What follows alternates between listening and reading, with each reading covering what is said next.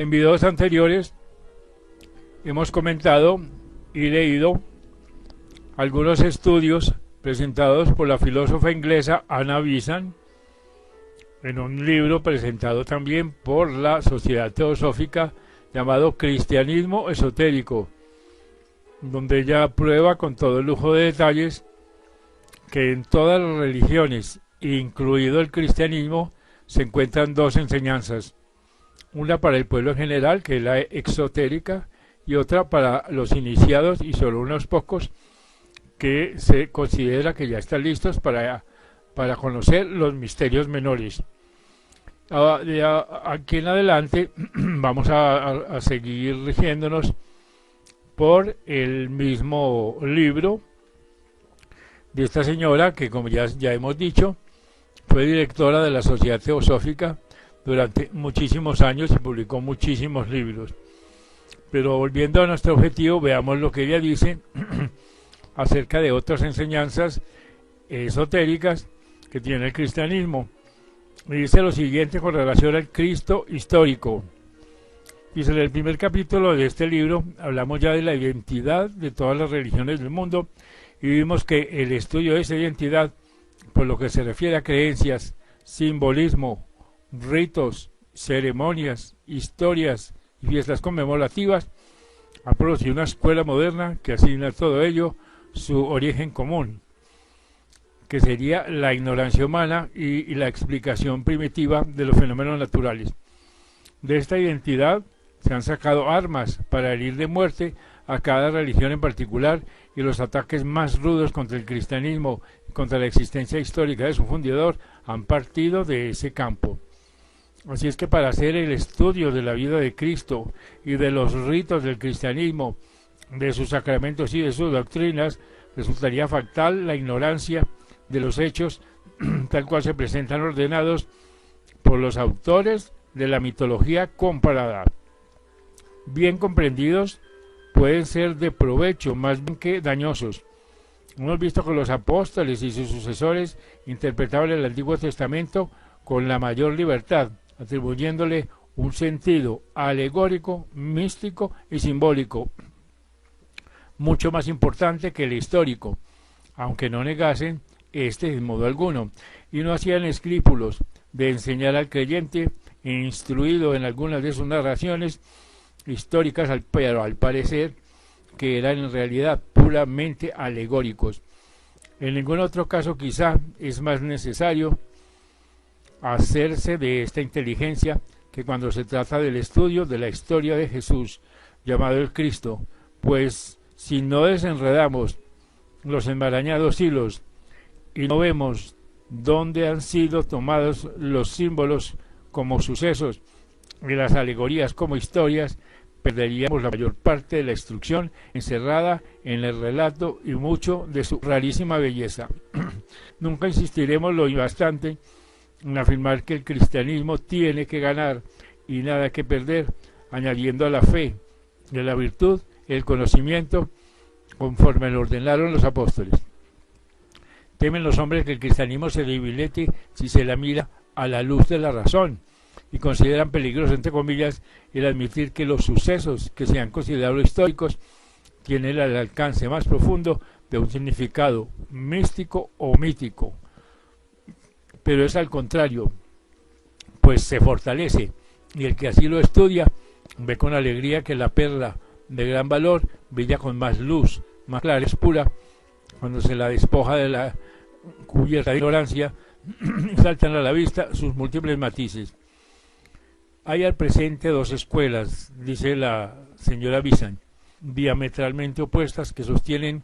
una contienda acerca de la historia del gran maestro hebreo. Según una, los relatos de su vida solo contienen mitos y leyendas creados para explicar fenómenos naturales, restos de un método pintoresco de enseñanza de ciertos hechos de la naturaleza, encaminado a imprimir en las mentes incultas determinadas clasificaciones de acontecimientos naturales importantes en sí mismos y que se prestaban a la educación moral. Así que forman los que así opinan una escuela bien definida, en la que figuran hombres de gran erudición y elevado entendimiento,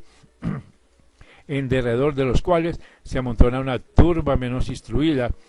se pronuncia con cruda vehemencia, aportando las teorías más destructoras. A esta escuela se opone la de los cristianos ortodoxos, que sostienen que la vida entera de Jesús es histórica, sin mezcla de leyendas ni de mitos. Afirman que se trata de la historia de un hombre que nació hace 19 siglos, 20 siglos en Palestina, y que pasó por todas sus vicisitudes y acontecimientos expresados en los evangelios, sin que la narración tenga otro significado que el de una vida divina y humana. Están pues las dos escuelas por completo antagonismo, asegurando la una que todo es leyenda y declarando la otra que todo es historia. Pero median entre ellas pensadores de muchos y diversos matices. En general son llamados librepensadores, los cuales consideran la narración de aquella vida legendaria en parte y en parte histórica, pero no ofrecen método alguno definido y racional de interpretación ni alguna explicación adecuada del complicado conjunto. Y agrega la señora Bizan.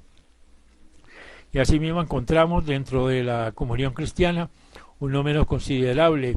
y siempre creciente de fieles y devotos creyentes cuyas inteligencia es refinada, su fe es ardiente, sus aspiraciones sinceramente religiosas y que ven en la relación de los evangelios algo más que la historia de un solo y particular hombre divino. Al defender su posición, en lo que se refiere a las escrituras recibidas, declaran que la historia de Cristo tiene un sentido más profundo y trascendental que el que aparece en la superficie, y aún sosteniendo el carácter histórico de Jesús, afirman que el Cristo es más que el hombre Jesús y tiene un significado místico. En su apoyo mencionan frases tales como la de San Pablo cuando dice: hijitos míos, que vuelvo otra vez a estar de parte de vosotros hasta que Cristo sea formado en vosotros. Y es notorio en verdad que en este pasaje no pudo referirse San Pablo a un Jesús histórico, sino a cierta florescencia del alma humana que para él constituye la formación de Cristo en ella. Este mismo maestro declara también que aunque había conocido a Cristo según la carne, en adelante no volvería a conocerle más así, con lo que sin duda daba a entender que si bien reconocía el Cristo de carne a Jesús, había alcanzado sin embargo un punto de vista más alto desde el cual el Cristo histórico le aparecía en la penumbra. Este pues es el punto de vista tras el que andan muchos de estos nuestros tiempos, suspensos frente a los hechos puestos en claro por la mitología comparada, perplejos a la vista de las contradicciones contenidas en los evangelios y confundidos al reconocer su incapacidad para resolver tales problemas, mientras permanezcan ligados al mero superficial sentido de las Sagradas Escrituras. Gritan desesperadamente proclamando que la letra mata, que solo el espíritu vivifica, y entre tanto ponen todo su empeño en rastrear algún significado amplio y profundo en una narración tan antigua como las religiones del mundo, y centro y vida de cada una de ellas conforme han ido apareciendo. Así que estos asendereados pensadores, demasiadamente indefinidos y desligados entre sí para que se pueda considerarlos formando una escuela, tienden la mano a los que juzgan que todo es leyenda, sugiriéndoles la aceptación de una base histórica. La otra tienen a sus compañeros cristianos, avisándoles el peligro que corren y que aumentan por días de que se pierda por completo el sentido espiritual si continúan apegados a la mera significación literal, indefinible ya frente a los conocimientos invasores de la edad en que vivimos. Hay peligro de que se pierda, entre comillas, la historia de Cristo, juntamente con la idea del Cristo, que ha sido la inspiradora y ha servido de ánimo, así en Oriente como en el Occidente, a millones de almas nobles, sean cuales fuesen los nombres con que el Cristo se conozca y las formas en que se le adore. Si se corre el riesgo de que la perla de gran precio se escape de nuestras manos y quede el hombre por siempre mucho más pobre. Para desvanecer el peligro es necesario desenredar los diferentes hilos de la historia de Cristo y colocarlos uno al lado del otro con la debida separación. El hilo de la historia, el hilo de la leyenda y el hilo del misticismo. Los tres fueron torcidos de una sola cuerda para confusión de los hombres pensadores, mas al desenredarlos nos encontramos con que la narración se hace más valiosa con el conocimiento que les añade. Mientras más clara sea la luz que se arroje sobre ella, tanto mayor será su belleza, como pasa con todo lo que tiene la verdad por fundamento. Y dice la señora Visa, así que estudiaremos el Cristo histórico, después el Cristo mítico y en tercer lugar el Cristo místico, y veremos que al Jesucristo de las iglesias lo forman elementos sacados de todos ellos. Todos entran en la composición de la grandiosa y patética figura que domina los pensamientos y emociones de la cristiandad, el hombre de las amarguras, el salvador del mundo, el amoroso ser del género humano. Y continúa la señora Visa, el Cristo histórico o Jesús, el sanador y el maestro. El hilo de la narración histórica de la vida de Jesús puede desenrollarse sin gran dificultad de los demás con que se haya entretejido. Para este estudio debemos utilizar las ayudas que pueden presentarnos esos anales del pasado que son capaces de comprobar las personas experimentadas en su averiguación, anales de los que se han extraído y publicado ciertos detalles relativos al maestro hebreo, por ejemplo, Elena Blavatsky, y por otros peritos en la investigación oculta. Ahora bien, esta palabra perito, con relación al ocultismo, es a propósito para suscitar una recusación en el ánimo de muchos. Sin embargo, solo indica una persona que por sus estudios especiales, por su especial educación, ha acumulado conocimientos especiales también y ha desarrollado facultades y poderes que le permiten emitir una opinión fundada en los propios conocimientos individual sobre el asunto de que se trata. Así como calificamos a Huxley, el perito en biología, al mayor Wrangler, de perito en matemáticas, y a ciertos autores de peritos en geología. De igual modo, podremos muy bien llamar perito en ocultismo al individuo que por haber primero dominado intelectualmente ciertas teorías fundamentales de la construcción del hombre y del universo, y por haber después desarrollado en sí mismo ciertos poderes que están latentes en todos los hombres y que pueden desenvolverse por lo que dedican a estudios apropiados, adquiere facultades que le ponen de manifiesto los procesos más oscuros de la naturaleza. Así como un hombre puede hacer con disposiciones para las matemáticas y ejercerlas año tras año, puede aumentar enormemente su aptitud. Asimismo puede nacer un hombre con ciertas facultades que corresponden al alma, las cuales le han dado desarrollar por medio de la educación y de la disciplina. Si después de desarrollarlas las amplía al estudio del mundo indivisible, este individuo llega a ser perito en la ciencia oculta y puede a voluntad pasar revista a los anales que antes me he referido. Semejante revista se halla tan fuera del alcance del hombre vulgar como lo está un libro escrito con los símbolos de las altas matemáticas respecto a los profanos en tales ciencias. Nada hay exclusivo en el conocimiento, salvo el que toda ciencia es exclusiva. Los que nacen con una facultad y la educan pueden dominar la ciencia que les sea apropiada, al paso que los que viven una vida sin gula, a los que poseyéndola no la desarrollan, tienen que contentarse con permanecer ignorantes. Estas son las reglas para obtener el conocimiento en todo, lo mismo en ocultismo que en cualquier otra ciencia. Y continúa la señora Vicen, los anales ocultos en parte confirman la narración de los evangelios y en parte no. Así que nos muestran la vida de Jesús y de este modo nos facilitan el separarla de los mitos que son que con ella están entrelazados. El niño, cuyo nombre judío se ha transformado en el de Jesús, nació en Palestina, 105 años antes de la era cristiana, siendo cónsules Publio Rutilo Rufo y Malfio Máximo. Los padres del linaje distinguido, aunque pobres, lo educaron con el conocimiento de las escrituras hebreas, más una ferviente devoción y su gravedad, que no emparejada con sus años, resolvieron a aquellos a dedicarle a la vida religiosa y ascética, como poco después, en su visita que hizo a Jerusalén, mostrase su extraordinaria inteligencia y un afán de saber. Yendo en busca de los doctores del templo, lo enviaron a adquirir la enseñanza de una comunidad de esenios que habitaba el desierto meridional de Judea. A la edad de 19 años entró en el monasterio esenio, situado en las proximidades del monte Sinaí, instituto muy visitado por los sabios que desde Persia y la India iban a Egipto, y donde existía una magnífica biblioteca de obras ocultas, indas muchas de ellas de las regiones más allá del Himalaya.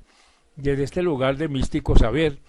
pasó más tarde a Egipto. Había sido plenamente instruido en las doctrinas secretas que constituían entre los esenios la verdadera fuente de la vida, y en Egipto fue iniciado como discípulo de esta sublime logia de donde salen los fundadores de todas las grandes religiones,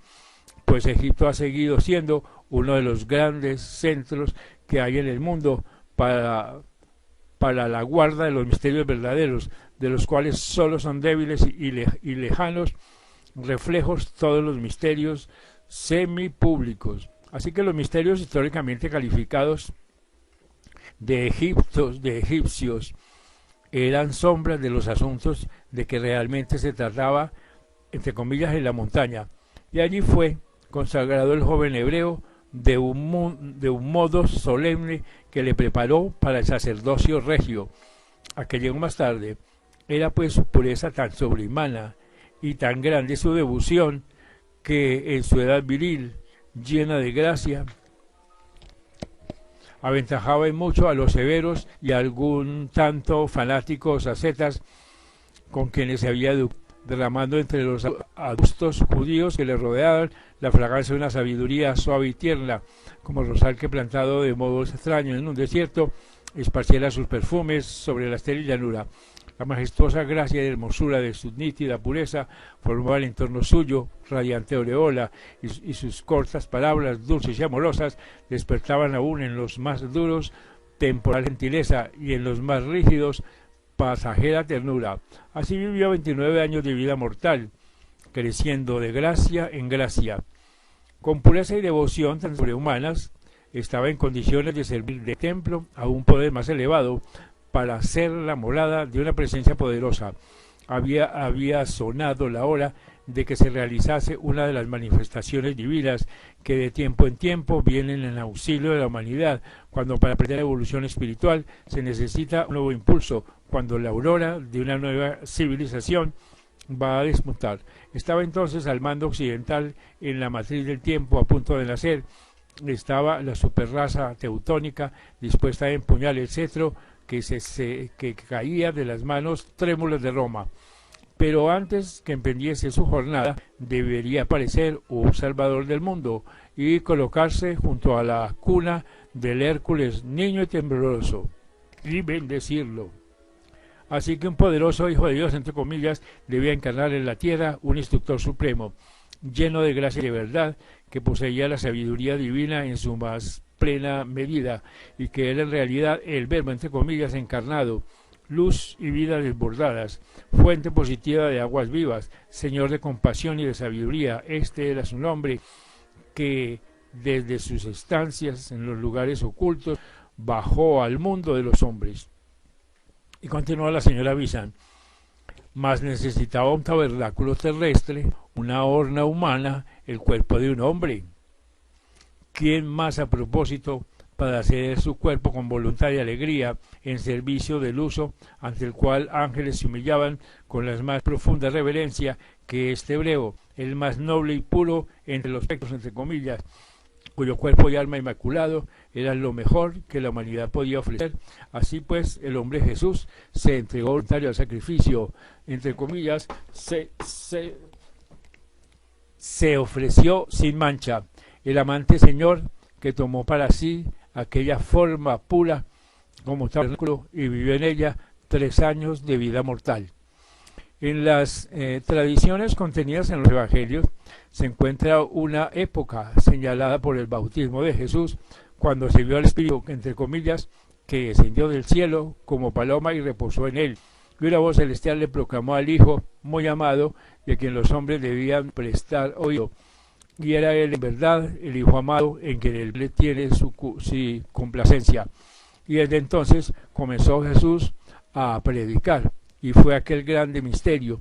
Dios se ha manifestado en la carne, mas no fue único en ser Dios, porque no está escrito en vuestra ley. Yo dije, dioses sois. Si dijo dioses a aquellos a quienes fue dada la palabra de Dios, y la escritura no puede ser quebrantada, a mí, a quien el Padre santificó y envió al mundo, vosotros decís, tú blasfemas, porque dije, hijo de Dios sois. De cierto, todos los hombres son dioses por el Espíritu que llevan dentro, pero no en todos está manifestado el Dios Supremo, como lo estaba en aquel su muy amado Hijo. Así que esta presencia manifestada puede llamarse correctamente el Cristo, entre comillas. Ella fue quien vivió y anduvo por las colinas y llanuras de Palestina, bajo la forma del hombre Jesús, enseñando, curando enfermos, reuniendo en torno suyo, como discípulos, algunas almas más desarrolladas. El encanto extraordinario de su amor real, que rayaba de sí como del sol sus rayos, atraía a su lado a los que sufrían, a los fatigados, a los oprimidos, y la magia tierna y penetrante de su gentil sabiduría purificaba, dulcificaba y ennoblecía aquellas sus vidas que se ponían en contacto con la suya. Enseñaba con parábolas y luminosas imágenes a los ignorantes multitudes que alrededor de él se apiñaban, y haciendo uso de las facultades del espíritu de libertad, sanaba muchos enfermos. Con la palabra y el tacto, multiplicando las energías magnéticas de su cuerpo, pero con la fuerza impulsiva de su vida interna. Rechazáronle sus hermanos esenios, entre los cuales él trabajó en principio, porque comunicaba a las gentes la sabiduría espiritual. En la historia de la tentación están sintetizados los argumentos empleados en contra de su vida, dedicada a una obra de amor, la sabiduría que ellos guardaban con orgullo, como su secreto tesoro, y porque su amor era anchísimo, dirigido siempre al yo divino, presente así en los elevados como en los humildes, atraía dentro de su esfera a los degradados y a los proscritos. Por esto vio muy pronto cómo se condenaban sobre su cabeza las negras nubes de la sospecha y el odio. Los instructores y gobernantes de su nación vinieron a mirarle con celos y rabia. Su espiritualidad, la constante censura de su materialismo, su poder, su continua, aunque muda, prueba de su impotencia. 3 años habían transcurrido apenas de su bautismo, cuando estalló la tempestad que venía formándose, y el cuerpo humano de Jesús sufrió castigo por llevar en sí la gloriosa presencia de un instructor sobrehumano. Así que el pequeño círculo de discípulos escogidos que habían elegido como guardianes de su fe y de su enseñanza fue privado así de la presencia física de su maestro, antes que le fuese dado a darse sus instrucciones. Pero eran ellos almas avanzadas de elevado tipo, aparejados para el aprendizaje de la sabiduría y aptos para transmitirla a hombres de menores vuelos. Entre todos, el más abierto a la enseñanza fue aquel discípulo de Jesús amaba, entre comillas, joven, entusiasta, ferviente, profundamente devoto a su maestro y copartícipe de su espíritu de amor amplísimo.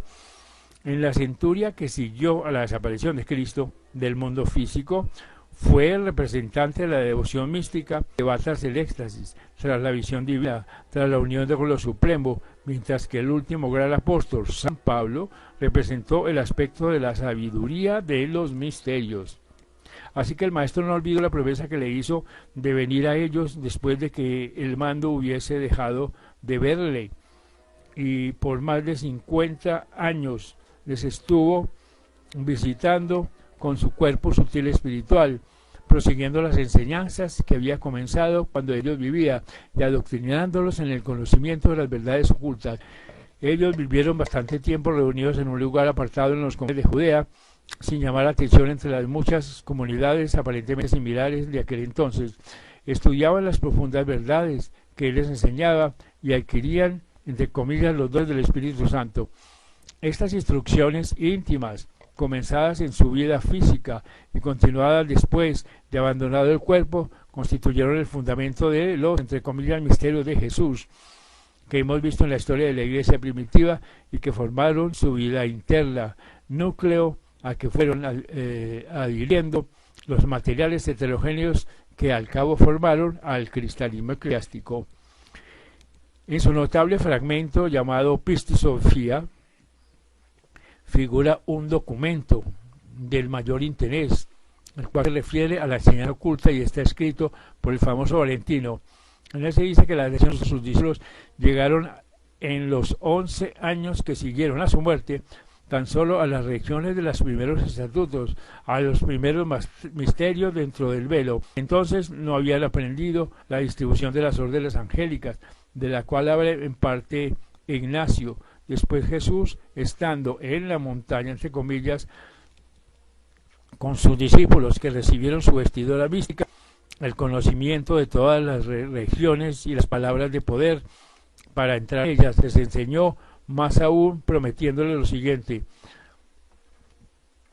yo os perfeccionaré en toda la perfección, de los misterios del interior a los misterios del exterior. Yo os colmaré el espíritu, de suerte que seáis llamados espirituales, perfectos en todas las perfecciones. Y los instruyó acerca de lo que era la sabiduría, de su caída en la materia, en su intento de elevarse a lo más alto,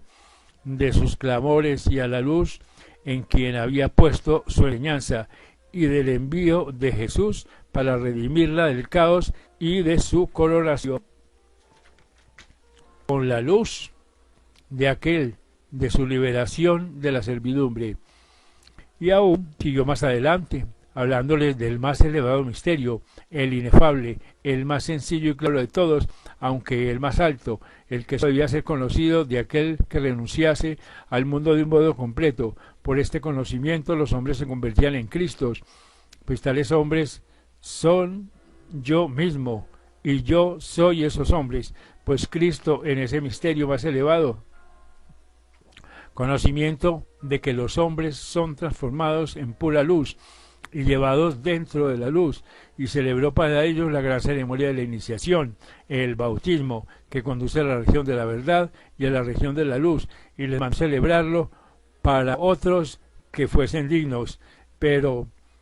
entre comillas, pero ocultad este misterio, no lo comuniquéis a todos, sino aquellos solamente que hagan todas las cosas que os he enseñado en mis prescripciones. Después de esto, los apóstoles, instruidos por Pleto, salieron a predicar, apoyados siempre de su maestro. Además, tanto ellos mismos como sus primitivos compañeros trasladaron de su memoria a la escritura todos los discursos públicos y las parábolas que su maestro habían oído, y de igual modo, reuniendo con gran cuidado todas las noticias que pudieron recoger, los pusieron por escrito y los hicieron circular entre los que iban adhiriendo a su pequeña comodidad. Formáronse varias colecciones, escribiendo cada cual lo que recordaba y añadiendo lo más selecto de los relatos de los demás. Las enseñanzas íntimas dadas por Jesucristo a sus elegidos no se escribieron, sino que fueron transmitidas oralmente a los dignos de recibirlas y a los discípulos constituidos en pequeñas comunidades para hacer vida rectada, aunque siempre en contacto con el cuerpo astral. Es pues el Cristo histórico, un ser glorioso que forma parte de la gran jerarquía, cuyo cometido es guiar la evolución espiritual de la humanidad, el cual ocupó por espacio de 3 años, enseñando públicamente por toda Judea y Samaria, curó enfermos, llevó a cabo obras ocultas señaladas, y reunió en torno suyo una pequeña agrupación de discípulos a quienes comunicó las verdades más profundas de la vida del Espíritu, y con rara ternura, singular amor y preciosa sabiduría conquistó los ánimos de las gentes y acabó su carrera terrestre muriendo como blasfemo. Como tal fue considerado por la honda doctrina de la divinidad, inherente a sí mismo, a todos los hombres que predicara. Así que vino a dar al mundo un nuevo impulso de vida espiritual y resucitar las íntimas enseñanzas inherentes a esta vida y apuntar de nuevo al antiguo estrecho sendero, a proclamar a la existencia del reino de los cielos, de misión que da acceso al conocimiento que es vida eterna y da de entrada en cada reino a unos pocos capaces de ser maestros. Alrededor de esta figura gloriosa se acumularon los mitos de los que enlazaban con la larga serie de sus predecesores, mitos alegóricos de sus vidas que simbolizaban la obra del Logos en el cosmos y la evolución superior del alma individual humana. Y agrega la señora Bizan: mas no se crea que la labor del Cristo en pro de sus seguidores que nada con el establecimiento de los misterios, ni que se limitara a aparecer en ellos de rara vez. Aquella poderosa entidad que usó del cuerpo de Jesús como vehículo y cuya solicitud tutelar abarca toda la evolución espiritual de la quinta raza humana, dejó a cargo del santo discípulo que le había previsto su cuerpo el cuidar iglesia naciente, y Jesús, habiendo dado cima a su evolución humana, llegó a ser uno de los maestros de sabiduría y habiendo aceptado el encargo especial de la cristiandad, procura siempre darla por derecho derrotero y escudarla y protegerla y proveerla de alimento. Él fue el hierofante de los misterios cristianos, el instructor directo de los iniciados. Ya fue la inspiración que mantuvo viva la gnosis en la iglesia hasta que la flotante masa de la ignorancia llegó a tener tal magnitud que abandonó la llama, aún aventada por su poderoso aliento. Suya fue la paciente labor que reforzó un alma tras otra para resistir la lobreguez de las tinieblas y alimentar dentro de sí la chispa de la inspiración mística, el anhelo en buscar el Dios escondido. Suyo, dice la señora Bizan, fue el destino imprimir la verdad en todo cerebro preparado para ella, de modo que la antorcha del conocimiento pasase de mano en mano a través de los siglos sin que jamás se extinguiese. Suya era la figura iniesta detrás del tormento y de las llamas que alentaba a sus confesores y a sus mártires y suavizaba sus angustias de su muerte y colmaba de paz corazones. Dice la señora Bizan: suyo el impulso expresado en la voz del trueno de Savonarola, en la sabiduría sosegada de Erasmo, en la dura y profunda del teománico Spinoza. Suya la energía de Roger Bacon, de Galileo, de Paracelso en sus investigaciones de la naturaleza. Suya la belleza que sedujo Fra Angelico, a Rafael y a Leonardo da Vinci, que inspiró el genio de Miguel Ángel, que lo brilló ante los ojos de Murillo, que comunicó el poder de elegir las maravillas del Duomo de Milán, de San Marcos en Venecia y de la Catedral de Florencia, las sonatas de Beethoven, los oratorios de Händel, las fugas de Bach, el austero esplendor de Brahma. Suya la presencia que animaba a los solidarios místicos, a los perseguidos ocultistas, a los pacientes investigadores de la verdad. Así que él fue el que por la persuasión o por la amenaza, por la elocuencia de San Francisco o por los sarcasmos de Voltaire, por la dulce sucesión de Tomás de Kempis y por la ruda virilidad de Lutero, que trató de instruir y despertar a los hombres, de ganarles a la santidad o de fustigarlos si sordos permanecían en el mal. Así que en tantos siglos ha trabajado y luchado, y aún llevando por encima, peso de las iglesias, no ha descuidado jamás ni dejado sin consuelo al alma humana que a él haya acudido. Ahora pone todo su empeño en convertir en beneficio de la humanidad parte de la grande oleada de sabiduría que se está haciendo fluir para renovar el mundo, y buscar las iglesias quien tenga oídos para oír la sabiduría, quien responda al llamamiento del mensajero para llevarlo a su regaño. Aquí estoy,